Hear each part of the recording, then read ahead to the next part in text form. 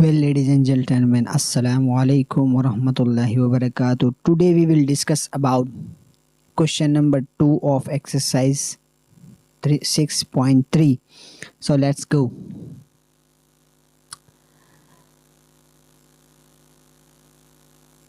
Question number 2 क्या कहते हैं? क्वेश्चन नंबर 2 में कहते हैं कि अली स्कोर्ड 66, मतलब एक डेटा हम बना रहे हैं, ठीक है। यहाँ से पढ़ के डेटा बनाते हैं, ठीक है। अली स्कोर्ड 66 मीन्स अली ने 66 रन्स बनाए, ठीक है। उसके बाद कहते हैं एंड 72 मीन्स स्कोर्ड का मतलब मार्क्स उसने सिक्योर कर लिए या स्कोर कर लिए, ठीक है। अच्छा, उसने एक में से, मतलब हमने ये ABC अपने से दिए ना, उसने एक सब्जेक्ट में 66 मार्क्स लिए और एक सब्जेक्ट में 72 मार्क्स लिए। फिर वो आगे क्या कहते हैं? मार्क्स रिस्पेक्टिवली, ठीक है। For his 2 tests, what is the lowest mark he must have scored for his 3rd test? मतलब 2 टेस्ट में उसने ये दोनों मार्क्स लिए हैं और वो कह रहे हैं कि 3rd टेस्ट में कितने मार्क्स लिए होंगे, ठीक है।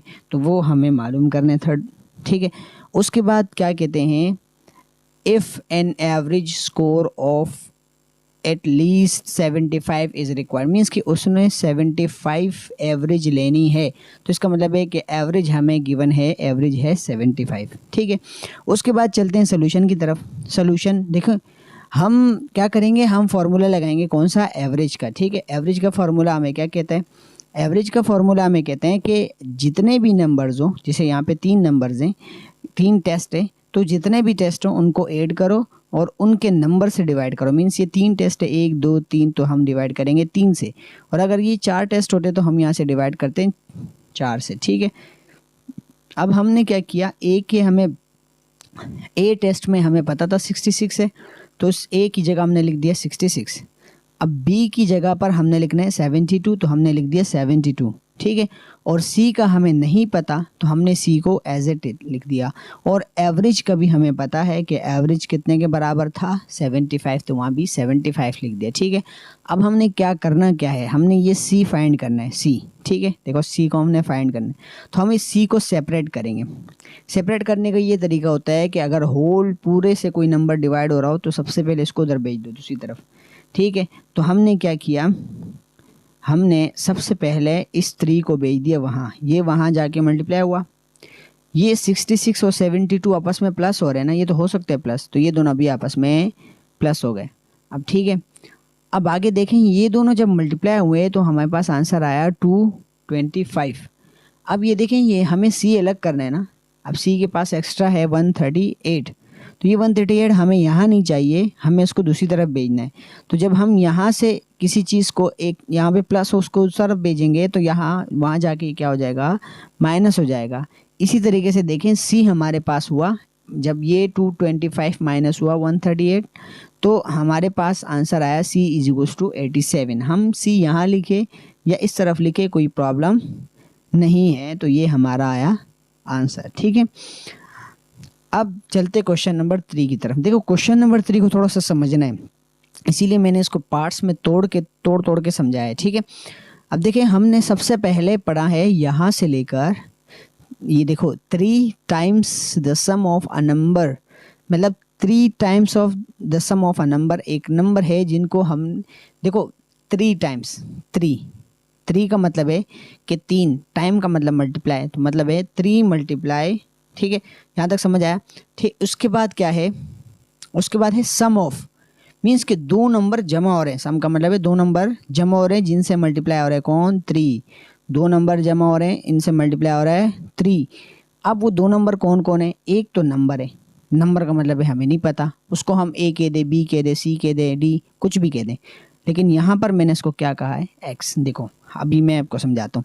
कहते हैं कि 3 मल्टीप्लाई बाय सम ऑफ, सम का मतलब है कि 2 नंबर जमा हो गए थे, ठीक है, उनको मैंने मल्टीप्लाई किया 3 से, ठीक है। तो ये 2 नंबर, एक नंबर उसमें हमें नहीं पता और एक पता है, दोनों को जमा किया और फिर 3 से मल्टीप्लाई किया, ठीक है। अब दूसरा सेंटेंस यहाँ से शुरू करते हैं, ठीक है। 7 यहाँ से, इन दोनों को मिला के अभी करते हैं यहाँ से। अब देखिए 7 लेस का मतलब होता है माइनस, लेस का मतलब क्या होता है, माइनस। इसका मतलब ये है कि ये जो 3 times the sum of a number है, अब इसमें एक और चीज़ ऐड करते हैं, तो 7 को क्या करें, कह रहे हैं कि माइनस कर दें। तो हमने क्या किया, इसी नंबर से इस जुमले को पूरा किया। देखो यहाँ तक एक जुमला हमने पढ़ा था तो ये बन गया था।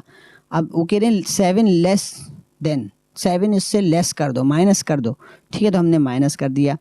अब हम जुमला पढ़ेंगे यहाँ से लेकर यहाँ तक 11 तक, ठीक है। देखो कहते हैं 7 less than 3 times a number, और मतलब यहाँ तक जो भी है वो तो यही हमने इक्वेशन बना दी है। अब इससे आगे बढ़ते हैं। इज़ का मतलब है इक्वल, ठीक है, इज़ का मतलब आया इक्वल, तो मतलब ये है कि यहाँ पर क्या बनेगा, इक्वल एटलीस्ट 11 में इसके जो आंसर आएगा वो इक्वल के बाद हमारे पास 11 आना चाहिए, ठीक है। तो हमारे पास ये आया, देखो ये हमने इक्वल टू 11। अब आगे देखें हमने क्या किया, इस 3 को अंदर मल्टीप्लाई करवा दिया, तो ये 3x हो गया। और 3 देखो ब्रैकेट में जितनी भी चीज़ें होती है वो नंबर जाके अंदर सबसे मल्टीप्लाई होते हैं, तो 3 से x से हुआ 3x हुआ, प्लस 3 5 से 15 और -7 बाहर ही आया। अभी उसको सॉल्व हमने नहीं किया। अब देखें 15 में से 7 निकालो, 8 बचेंगे और बाकी इक्वेशन सेम ही रहा, ठीक है। अब हमने x को तो अलग करना था।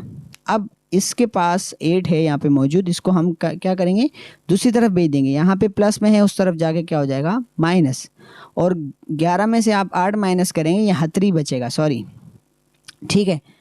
तो 3 बचेगा, हमारे पास आंसर क्या आएगा, यहाँ भी 3 बचेगा तो यहाँ भी 3 होगा। सो ये जाके वहाँ पे डिवाइड होगा तो 3/3 हो जाएगा, ठीक है। यहाँ पे हमारा आंसर क्या आएगा, x इज इक्वल्स टू 1, क्योंकि 3/3 डिवाइड हो जाएगा, तो हमारा आंसर आना चाहिए यहाँ पे 1, ठीक है। सो 1 इज़ द आंसर।